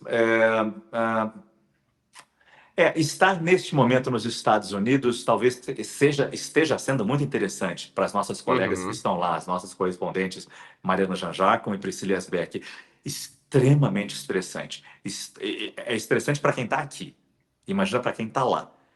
Aqui é muito trabalho acompanhar todo o noticiário, entender todo o noticiário, interpretar o que realmente ele quer com aquela notícia, com aquele comportamento dele. E digo isso porque é importante entender o que ele quer para passar exatamente, no final das contas, o objetivo daquela medida, o objetivo daquela fala do presidente americano. Estando lá, é muito estressante daqui. Você imagina estar Uhum. lá Pois mergulhado é. que mergulhadas aquelas duas meninas estão. Eu falo meninas, mas elas são super profissionais, é porque elas são jovens, Mariana Janjaco e Priscila Esbeck, mergulhadas que estão com tanta notícia, recebendo tanta informação, selecionar o que é importante, entender aquilo, é muito trabalho para elas, mas eu acho que neste momento é muito importante estar lá. E eu acho que eu gostaria de estar lá nesse momento. Você gostaria de estar lá nesse momento? Ó, tá aí, ó, tá dando recado, hein, CNN, ó, o homem quer ir. Então, se quiser mandar, está a postos. Não, mas não, o país está muito bem coberto por elas, Não, definitivamente, claro. com certeza. Uhum. Mas sim, eu sempre tenho vontade de estar nos lugares. E dou o exemplo internacional porque é o que me vem à cabeça agora. Mas não pensem que eu não tenho vontade, não estou ansioso de ir para a COP. Nossa, eu estou louco para ir para Belém. louco para Claro. conhecer os lugares. Já estou pensando em matérias aqui e não ficar só na cidade de Belém, conhecer ao redor, visitar coisas interessantes, conversar com pessoas diferentes. É isso que me encanta muito na minha profissão e por isso considero a minha profissão a melhor do mundo, porque me dá oportunidade de ir a lugares que as pessoas normalmente não vão, me dá a Uhum. oportunidade de conversar com gente que as pessoas não têm. E eu não estou falando só do dono da empresa, o governador do estado, o prefeito da cidade. Não, eu estou falando de gente comum que constrói aquela cidade, que dá cara para aquela cidade. É assim que a gente conhece os lugares, conversando com elas. Por isso que é tão importante o tempo que eu fiquei na Inglaterra, por exemplo, as 2, quase 3 semanas, conversando com os ingleses, entendendo ali o sentimento deles naquela passagem da Rainha Elizabeth para o rei Charles III. Aquilo foi Aham. uma mudança incrível e estar lá foi maravilhoso. A mesma coisa no Japão, ter ficado tanto tempo por lá. Ir para Belém, por exemplo, e entender como aquela gente cuida daquela floresta, como aquela gente lida com essa novidade que vai ser para muitos deles, porque muitos pensam em primeiro lugar na sobrevivência, é uma cidade muito pobre, então, que verde nada, eu quero saber do que eu vou cuidar de comida para minha família primeiro, e eu respeito essas pessoas também, a gente tem que entender esse lado. Vai ser interessante é, fazer essa imersão numa cidade como Uhum. Belém. E tem algumas matérias que você já fez na sua carreira que às vezes você está no descanso, no conforto do seu lar, relaxando, e você se pega reassistindo elas por alguma razão, seja porque foi muito trabalhoso, seja porque a matéria foi excepcional, seja porque a matéria teve um feedback até hoje, igual você falou que tem algumas que você já fez, que até hoje você recebe updates dela. Né? Tem Tem. quais Não, tem. matérias que você se pega? As matérias conforto, né? Não, as matérias do Japão são todas, eu adoro ver. Às vezes chega no WhatsApp, e É. ó, chegou para mim no WhatsApp, algum amigo manda, chegou para mim no WhatsApp hoje. Você lembra dessa reportagem? As do Japão são muitas, mas tem uma que eu gostei de fazer quando eu estava na Globo ainda, eu apresentava o RJ2 e foi um dia de muita chuva no Rio de Janeiro. Foi um dia que a cidade parou. Bom, a cidade parada por Hum. chuva, não tem dúvida. Eu não vou lembrar o ano agora, 2002 talvez, eu não vou lembrar, 2012 talvez. Ah, que pena. Mas também não é difícil achar, não. E eu estava nessa época com uma bota ortopédica É, e você de foi trabalhando de muleta. bota, eu lembro disso, aham. E aí o carro, eu não conseguia dirigir, então vinha um carro da Globo me pegar em casa porque eu apresentava o RJ2 sentado na bancada. E nesse dia o carro não pôde chegar porque a cidade estava intransitável. Aí eu falei, bom, eu tenho que fazer o jornal mesmo, então eu vou andando até a emissora. Eu não morava muito longe, talvez uns 5 quilômetros, 6 quilômetros, talvez. Eu estava de Uhum. muleta, é verdade. Minha mulher, quando me viu saindo de casa, só faltou me segurar, me algemar. Nossa. Mas eu falei, não, você tem que ir trabalhar, não tem jeito. A chuva já tinha parado um pouco, mas a cidade estava um caos, um caos. E aí eu fui andando com a minha muleta e ao mesmo tempo eu tinha uma câmerazinha, não tinha nem celular nessa época. Não, tinha celular nessa época, mas o celular não filmava ainda. É, não era tão bom. Eu tinha uma câmerazinha VHS não, era uma câmerazinha digital, muito ruim, Sei, sei, sei. de Aquela filmar as crianças. Cybershot. Exatamente. E aí eu fui andando com a muleta e filmando com a câmerazinha, o que eu ia Uhum. vendo. Eu morava numa região que alagou bastante, ali na Lagoa Rodrigo de Freitas, então tinha vários pontos de alagamento. Gente que tinha. A chuva começou no dia anterior, então pessoas que dormiram dentro do carro porque não conseguiram andar. Encontrei pessoas que vinham andando de dentro do túnel Rebouças, que liga a Zona Norte para a Zona Sul, porque o túnel, eu não lembro se teve algum deslizamento, mas o ônibus não passava. A pessoa veio andando pelo túnel. E eu queria mostrar essas dificuldades das pessoas. Então eu fui andando e filmando essas pessoas e conversando com elas. O que aconteceu? Não tem ônibus. Eles viram andando. Ah, tá bom. A senhora dormiu no carro? É mesmo? Não sei o quê. E não imaginava o que ia acontecer, o que ia sair dali. Quando cheguei na emissora, a gente começou a editar esse material, ligou a câmerazinha na ilha de edição lá, nem sei como conseguiu ligar aquilo. E ficou um material muito bacana. E eu lembro do William Bonner passando na ilha de edição e falando: Isso aqui, o que é isso aqui? Ah, o Márcio fez quando veio para cá andando. E ele botou no Jornal Nacional. A reportagem Uhum. também. Deve ter no YouTube também, eu Tem, tem. apresentando na bancada essa reportagem. A do Jornal Nacional talvez tenha também. E eu fiz até passagem. Aquela hora que o repórter aparece, eu até fiz com Sim. a câmera segurando assim, coisa que hoje as pessoas fazem selfies. Eu fiz essa selfie há muito Uhum. tempo atrás, há muito tempo, mostrando um carro passando atrás de mim numa ciclovia. Porque a avenida estava tão alagada que o carro tinha que seguir pela ciclovia que tinha paralela à pista principal.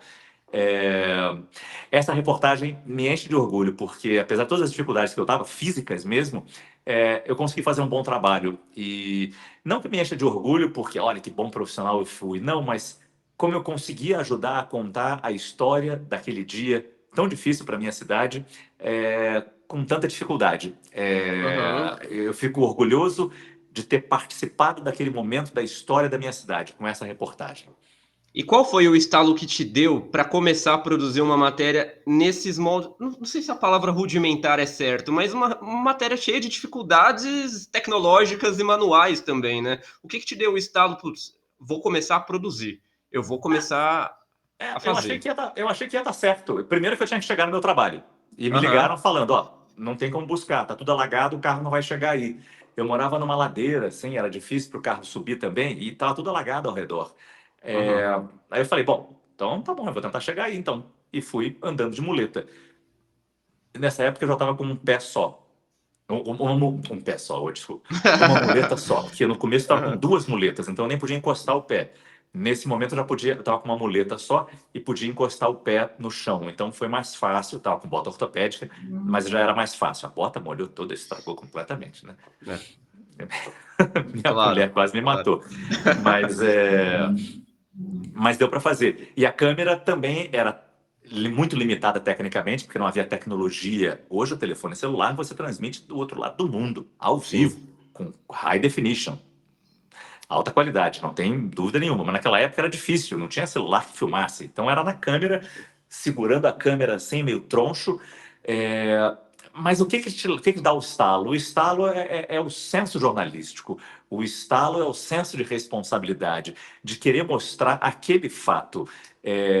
Na CNN a gente tem, se a CNN tem um lema é o facts first, o fato em primeiro Uhum, lugar. O fato em primeiro uhum, lugar. Qual é o fato ali? A cidade está destruída, a cidade está parada. Quando você tem o fato, você vem naturalmente com a solução para aquele fato ou a maneira de cobrir aquele fato. Bom, vamos tentar cobrir então. Então vai ser dessa maneira. Nem sempre dá certo, nem sempre dá certo, mas o fato vai estar sempre ali te motivando aí. Eu acho que a pergunta, a sua resposta é ter o fato, ter a notícia e ter esse senso jornalístico, esse senso de responsabilidade de reportar sobre aquela notícia ali que nos move, colocando às vezes em situação de risco, mas o que não é certo, e não defendo isso de jeito nenhum, você colocar em uhum. risco para cobrir algo, não, não, não, completamente errado. Não adianta nada o repórter morrer e não levar a notícia também. Então não Pois vai é. ter prejuízo para os dois lados, para a É. emissora que não tem a notícia, para o repórter e a família dele. Falando simplesmente assim, grosseiramente assim, mas medindo os riscos, medindo as consequências para você, como é que você consegue cumprir e fazer a cobertura daquele fato? Eu acho que é assim. E esse senso é que não é todo jornalista exatamente que tem isso, Márcio, mas, fazendo um autoelogio, qual é a sua maior virtude como repórter? Ah, não, não, não. Eu acho que é gostar de fazer até hoje e ter este senso jornalístico.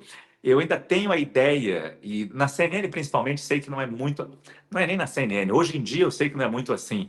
A gente tinha Uhum. até hoje, e algumas pessoas até hoje falam, né? Você que está em casa nos acompanhando, as pessoas É, acompanham a notícia hoje de qualquer lugar, tá não é mais defasado em esse termo, casa. né. Não é Aham. mais em casa. Usar esse termo significa que a pessoa está no passado. E tem É, muita gente jovem que usa até hoje. Você que está em casa nos acompanhando? Não, ninguém está em casa. Talvez tenha é, menos gente em casa nos acompanhando do que nos escritórios, na verdade. rua, por causa do celular, entendeu? Entender essas mudanças é importante, mas e eu sei que houve essas mudanças todas, da tela maravilhosa para a telinha do telefone celular, e nos assistem na Uhum. telinha do telefone celular 24 horas por dia, ao vivo, ou na hora que eles quiserem. Meu jornal vai ao ar às 8 da noite. Ah, perdi. Assiste às 11. Assiste à Sim. meia-noite. Assiste à 1 da manhã. Não interessa, o jornal vai estar sempre lá. Então, entender essas mudanças todas é muito importante, mas não perder a noção da responsabilidade que a gente tem com quem está do outro lado da tela. Por mais que a pessoa não esteja mais em casa, por mais que a pessoa não esteja mais diante de uma televisão, por mais que a pessoa esteja assistindo no telefone ou na tela do computador, ou só ouvindo o jornal, tem alguém ali. Tem alguém que Uhum. precisa ser informado. Tem alguém que precisa daquela informação, porque informação é algo fundamental para a vida dela, para o investimento que ela vai fazer, para o que sobrou do salário do fim do mês, para onde colocar as crianças, na escola que você quer colocar as crianças, como cuidar da sua saúde, como entender o momento da economia brasileira.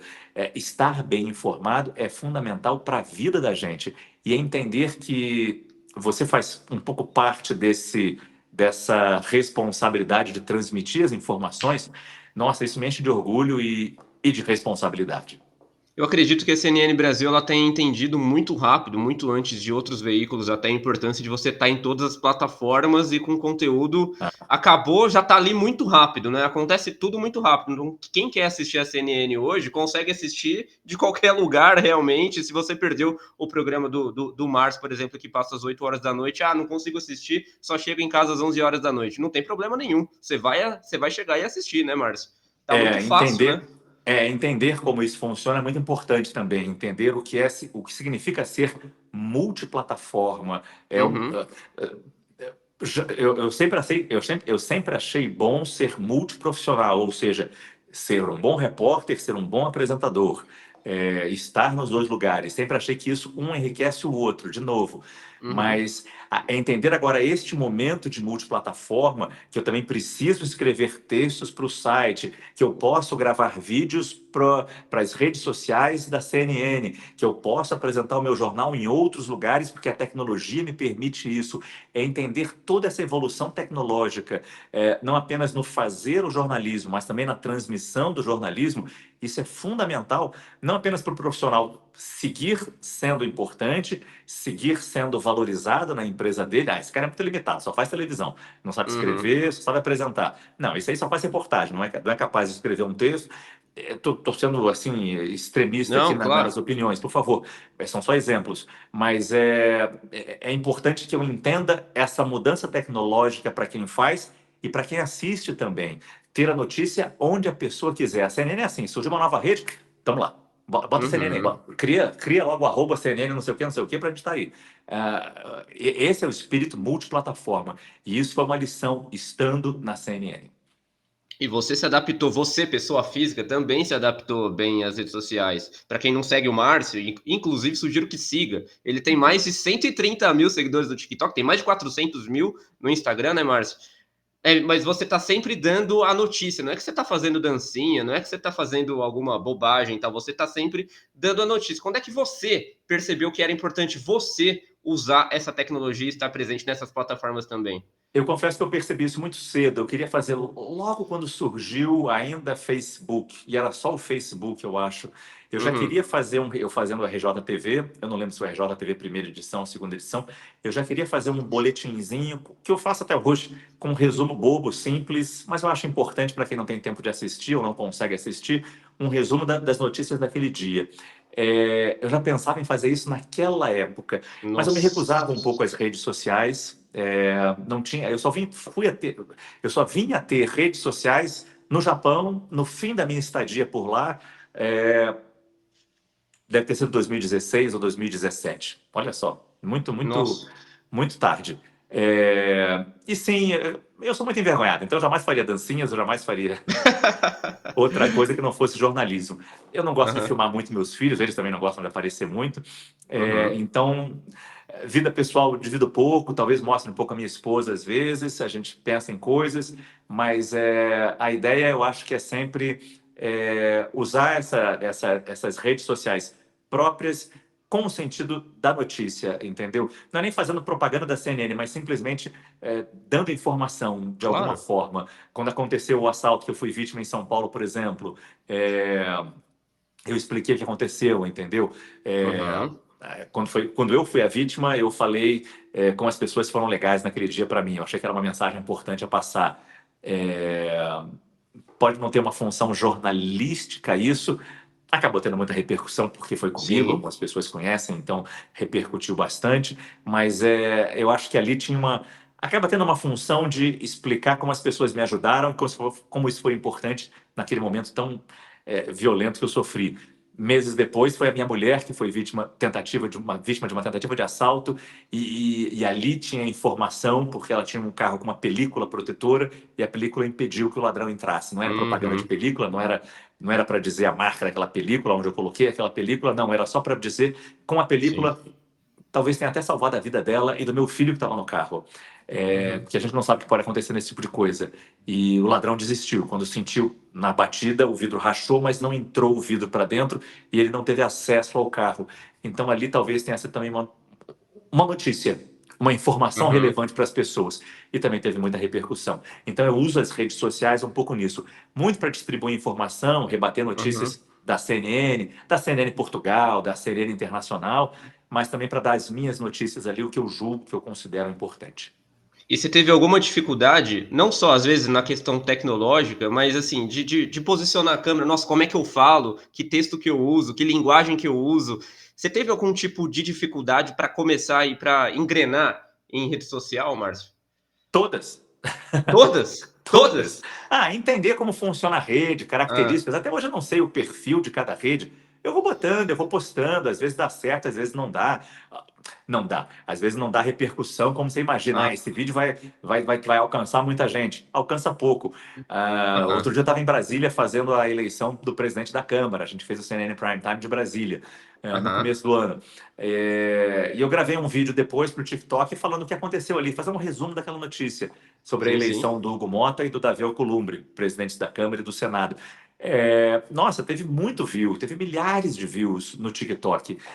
Então a pessoa, as pessoas estão interessadas, as pessoas às vezes têm Claro. interesse na notícia. Eu digo às vezes porque a gente sabe como elas estão dispersas, com tantos atrativos no mundo.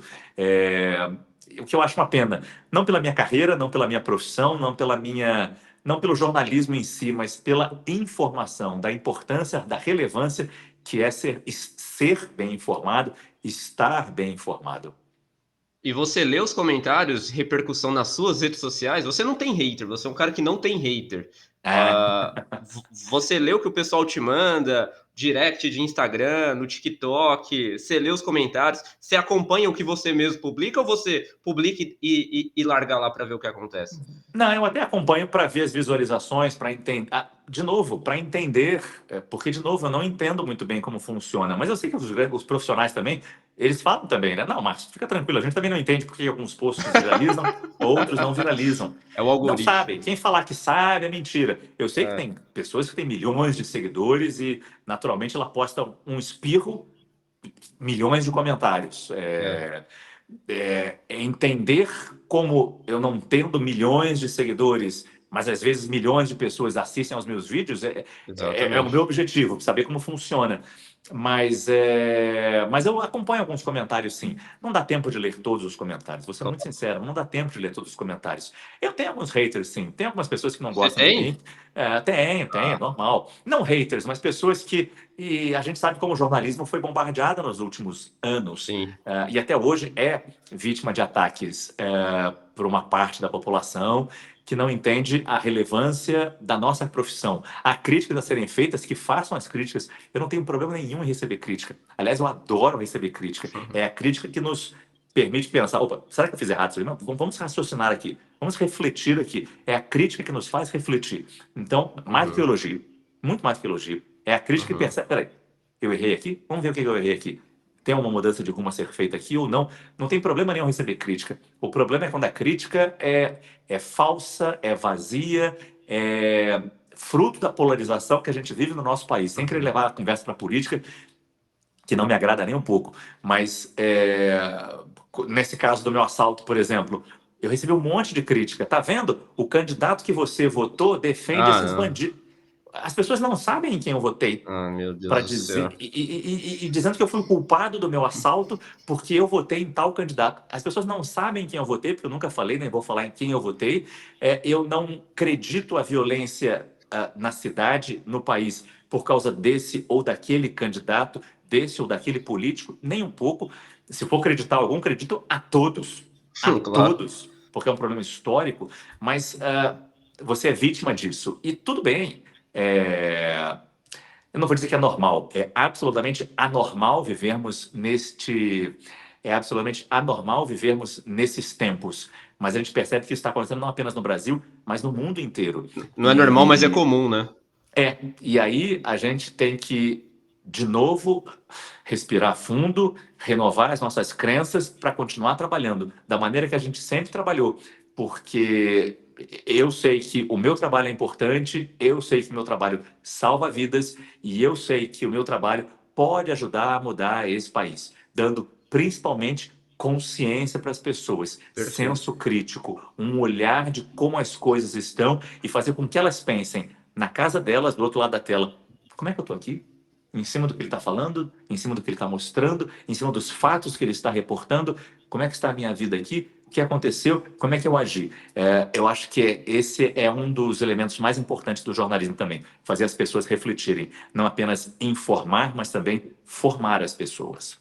Então, esse tipo de comentário você nem responde. São aqueles comentários de sempre. Não é só com você. Alguém sofreu um assalto. Ah, era só para tomar uma cervejinha. Ah, faz o L. É. Parece que são robôs reproduzindo exatamente os mesmos comentários sempre. Esses você nem responde, ou você deleta, ou você dá bloco, porque às vezes faz bem para espairecer. Não, tem razão. Se for muito agressivo, eu dou bloco, porque ninguém. Aham, E principalmente ninguém que me segue precisa ver um comentário agressivo. E dou bloco e apago se for muito agressivo. claro, claro. Se for só um comentário bobo, de ataque, eu até deixo lá. Eu confesso que eu não respondo nem aos simpáticos, porque eu Ah, não é. tenho tempo para responder aos simpáticos Aham, também. E são muitos também. aham. É, São os e, maiores, inclusive. Ah, em quantidade são muito mais do que os comentários imbecis, tenho certeza eu acho disso. que sim, eu acho que sim, me permito dizer que sim, mas tem colegas que dizem, e eu concordo com isso, se você apoia dos dois lados é porque alguma coisa certa você está fazendo. Se você apoia Uhum, dos dois lados do espectro político, alguma coisa uhum. correta você está fazendo de crítica aos dois e de crítica no sentido de iluminar os problemas daqueles dois lados. E eu falo dois lados por causa desse mundo polarizado que a gente vive, mas eu posso falar em relação a todos os políticos, em relação a todas as nossas autoridades. O jornalismo é feito para criticar, o jornalismo é feito para mostrar os problemas. Para quê? Para que as coisas melhorem para quem está nos assistindo do outro lado, para a população no final das contas. Essa é a missão do jornalismo, basicamente. Se eu tiver que só elogiar, se eu tiver que falar como é bom aquela pessoa, olha que política perfeita, maravilhosa, não. Eu até posso fazer isso, mas deixa eu ver o resultado primeiro. Deixa eu ver primeiro o fato, para aí a gente fazer uma análise criteriosa se merece elogio ou não. Enquanto eu não tenho o fato, a solução daquele problema, a crítica vai continuar até que eles resolvam trabalhar. Mas, de novo, isso não vem de agora, isso não vem de 4 anos, de Uhum. 8 anos, isso vem historicamente e o jornalismo sempre teve essa função e sempre terá. Se tudo der certo, sempre terá. Sim, sem dúvida. Márcio, quero te agradecer demais pelo papo, agradecer principalmente o seu tempo disposto em colaborar aqui com a gente. E o Márcio está diariamente no ar da CNN Prime, todo dia às 8 horas da noite. E vem mais novidade por aí, né, Márcio? Se você quiser adiantar mais alguma coisa, se você quiser dar mais um spoiler do que vem neste segundo semestre, por favor. O Thiago não descansa, né? Vai ter a segunda temporada do CNN Sustentabilidade. Enquanto isso, eu continuo no CNN Prime Time todo dia às 8 da noite. E é um prazer receber as pessoas lá, seja em entrevistas ou seja nosso público. A gente percebe uma audiência muito significativa e a gente tem muito orgulho disso. É, ter o nosso trabalho reconhecido, eu digo nosso, o da nossa equipe, e não só da nossa Claro. equipe do Prime Time, mas a nossa equipe CNN, que de novo não é fácil, temos apenas 5 anos, mas a gente está numa trajetória excepcional e quem ganha com isso, claro, é quem faz, porque fica feliz, mas principalmente quem nos assiste. Muito obrigado pela oportunidade, Thiago, e pela lembrança desses 20 anos, e parabéns para você. Márcio, não é pouco ficar 5 anos no ar, não, hein? Muita gente sai do ar antes de completar até o primeiro aniversário. Então, alcançar meia década no ar é um feito e tanto sim, viu? A gente está muito feliz com isso, a gente está muito orgulhoso disso. O jornal tem 5 anos, a gente nasceu um pouquinho depois da CNN, mas a gente é um, Uhum. um dos poucos programas da CNN que não mudaram a sua característica, Aham. mudamos de horário, mas não mudaram a sua não mudamos a nossa característica de ser um jornal que empacota as notícias no fim do dia. Todo noticioso, pesado, denso, profundo que a CNN tem, chega às 8 da noite, a gente dá aquela empacotada final. O que foi de mais importante que aconteceu e com análise objetiva, com reportagens especiais e a gente sempre em cima da notícia. Isso nos dá muito orgulho. E, de novo, Ver- muito obrigado por essa oportunidade, Thiago. Que isso, eu que agradeço imensamente o Márcio. Quem chegou aqui até agora, deixe seu comentário. Não seja hater desse bate-papo. Pode Você ser, pode pode. ser. Não, não pode, não. A gente vai apagar. A gente vai apagar todos os comentários que vierem com hater. Mas você deixe seu like, deixe seu comentário. Acompanhe a matéria completa no site também. Um grande abraço a todos, então. Até a próxima. Tchau.